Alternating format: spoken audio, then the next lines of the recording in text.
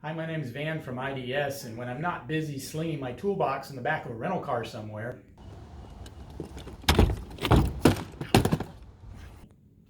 I like to answer questions I get on YouTube from customers, so let's get to it.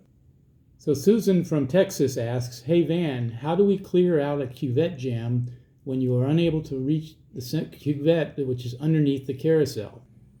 Good question, Susan, and that's one of the more difficult types of jams to remove from the ISIS system, so I'll show you how to do that. Normally, cuvettes ride on the wheel underneath anti-topples and such, like this. On very rare occasions, a cuvette can fall over and be underneath the wheel, such as this. So this problem can be indicative of a very complex underlying issue, so you should always call technical support and when attempting to do what I'm about to show you. But I will now demonstrate how to remove such a jam from an instrument, so you should be able to get through your daily run before a service rep can be there to diagnose further. So first of all, get your toolkit from wherever it resides. Remove the screwdriver and the 2 Allen screws. Turn the instrument off at the side.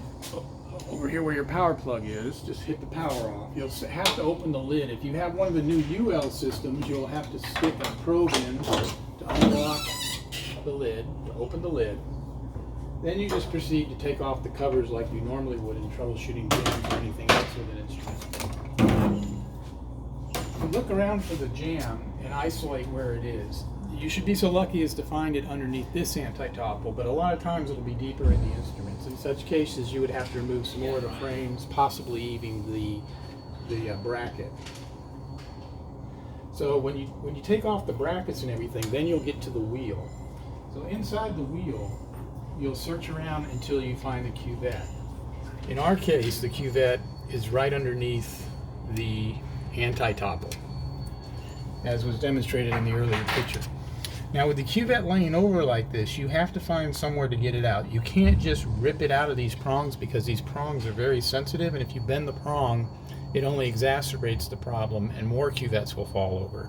So if you see a prong is already bent really badly, you pretty much have to just wait for technical support to come, or field service to come, that is, and replace the wheel.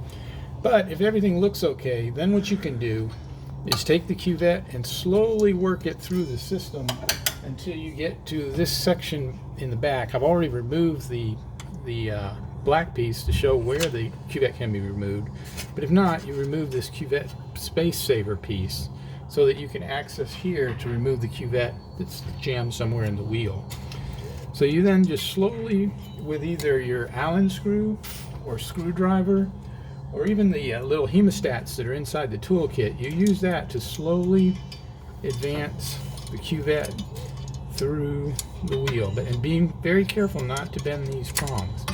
And I will pre-warn you, this is a very tedious thing to do, but you can do it with a little patience. And so when you get the cuvette, sometimes it works really good to get it on its side like this, just in some way to where you can advance it through the wheel, get it over to this open spot, and then feed it out.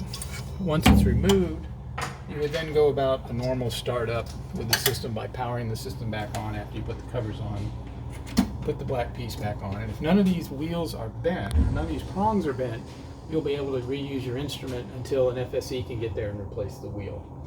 So that is how you would remove a cuvette that is jammed underneath the wheel and not very obvious in a place where you could just work it through. You would basically walk it through to this section to remove it. And if you have any questions, call technical support, and we'll see you soon. So you see that it is possible to remove jams from inside the system while you're waiting for your field service engineer to arrive using just the tools you have available in your IDS toolkit. And you don't have to fumble with a 50-pound case in your trunk like we do.